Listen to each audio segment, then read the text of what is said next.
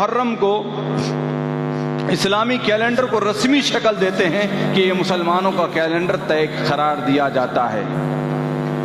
تو لہذا نبی کریم صلی اللہ علیہ وسلم کی ہجرت ذوالحجہ کے آخری ہفتے میں تقریباً ہوئی تھی، تو آپ صلی اللہ علیہ وسلم جب مدینہ میں تشریف لائے، نیا چاند جو طلوع ہوا تھا وہ ماہ محرم کا تھا، لہذا ماہ محرم اسلامی کیلنڈر کا کیا گیا۔ یہ پہلی فضیلت اس کو حاصل ہے کہ ماہ محرم کو، اب ماہ محرم کی دوسری فضیلت کیا ہے؟ ماہ محرم کی دوسری فضیلت یہ ہے کہ اللہ کے رسول اکرم صلی اللہ علیہ وسلم کی وہ حدیث صحیح بخاری کی روایت ہے، آپ صلی اللہ علیہ وسلم فرماتے ہیں کہ اللہ رب العالمین نے خود قرآن میں جیسے فرمایا اربعۃ حرم، اسی آیت کے اندر فرمایا کہ یہ جو اللہ رب العالمین نے 12 مہینے عطا فرمائے، ان 12 مہینوں میں 4 مہینے حرمت کے، 4 مہینے حرمت والے ہیں۔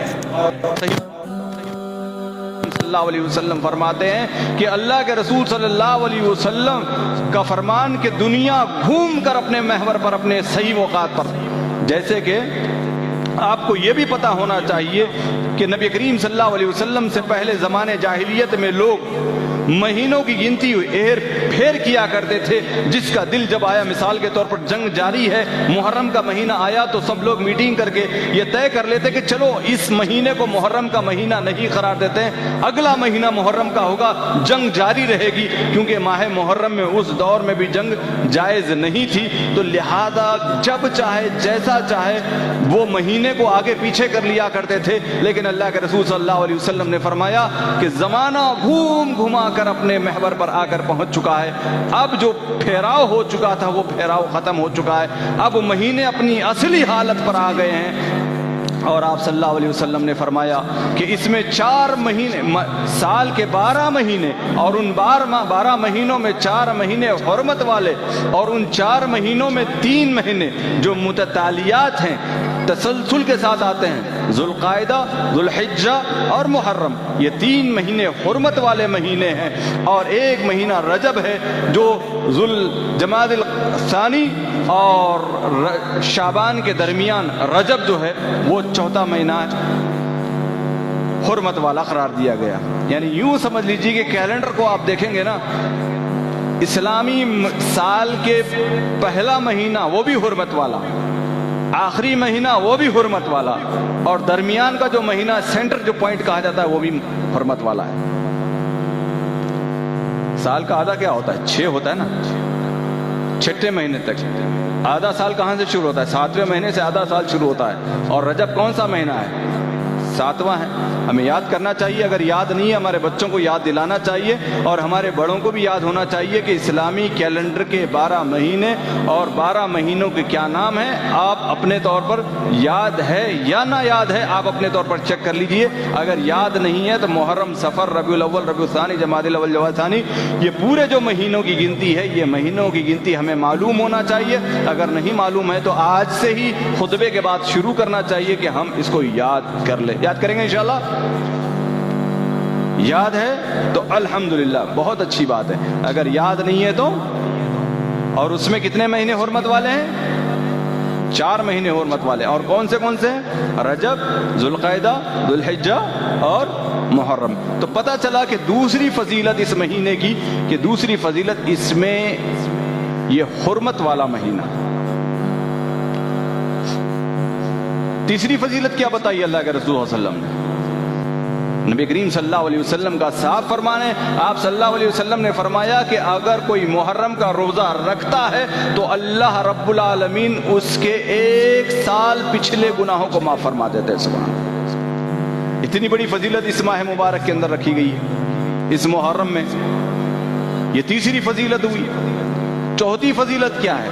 علماء کرام چوتھی فضیلت اسی حدیث کی روشنی میں فرماتے ہیں کہ افضل الصیام بعد رمضان شہر اللہ المحرم۔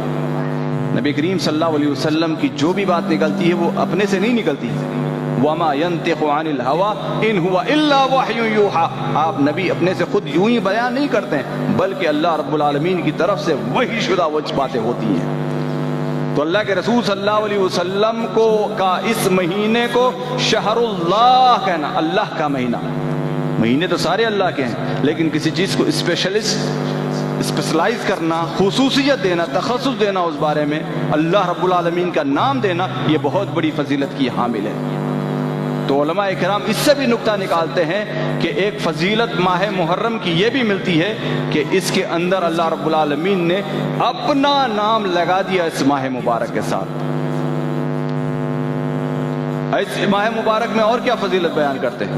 اس ماہ مبارک کی، اس محرم الحرام کی جو ایک فضیلت بیان کرتے ہیں کہ اللہ رب العالمین اس میں گناہوں کو معاف فرمانے والے ہیں۔ اس میں ایک فضیلت یہ بھی بیان فرماتے ہیں، کیونکہ اللہ کے اسی حدیث کی روشنی میں وہ دلیل لی جاتی ہے کہ اللہ رب العالمین ایک سال کے پچھلے گناہوں کو اللہ رب العالمین معاف کرنے والے ہیں۔ تو بہرحال ساتھیوں، ایسے نکات کے طور پر اگر ہم بیان کرنا چاہیں تو محرم الحرام کی بہت اہمیت اور بہت فضیلتیں ہمارے سامنے آتی ہیں۔ بناوٹی اور بگاڑی اسرائیلی روایت سے لی جانے والی بہت ساری روایتیں ہیں جس کا ہم یہاں ذکر کرنا مناسب نہیں سمجھتے کہ حضرت آدم علیہ السلام کی پیدائش اسی دن ہوئی، جنت اسی دن قائم ہوئی، اور حضرت آدم علیہ السلام کو جنت سے نکالا گیا، توبہ اسی دن قبول ہوئی۔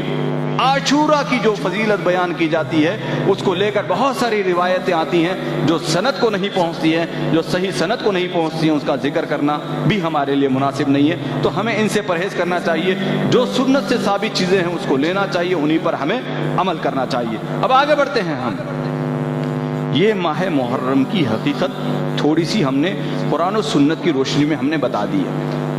آپ میرے ساتھ ہیں انشاءاللہ تعالیٰ، تیزی کے ساتھ رہیں، میں تھوڑا سا تیزی کے ساتھ اب بیان کرنے کی کوشش کروں گا، کیونکہ میں چاہتا ہوں کہ کچھ تاریخی چیزوں کے ساتھ آپ لوگوں کو ماہ محرم کی حقیقت بیان کر دوں تاکہ آپ کو مکمل طور پر اس کا خاکہ سمجھ میں آ جائے۔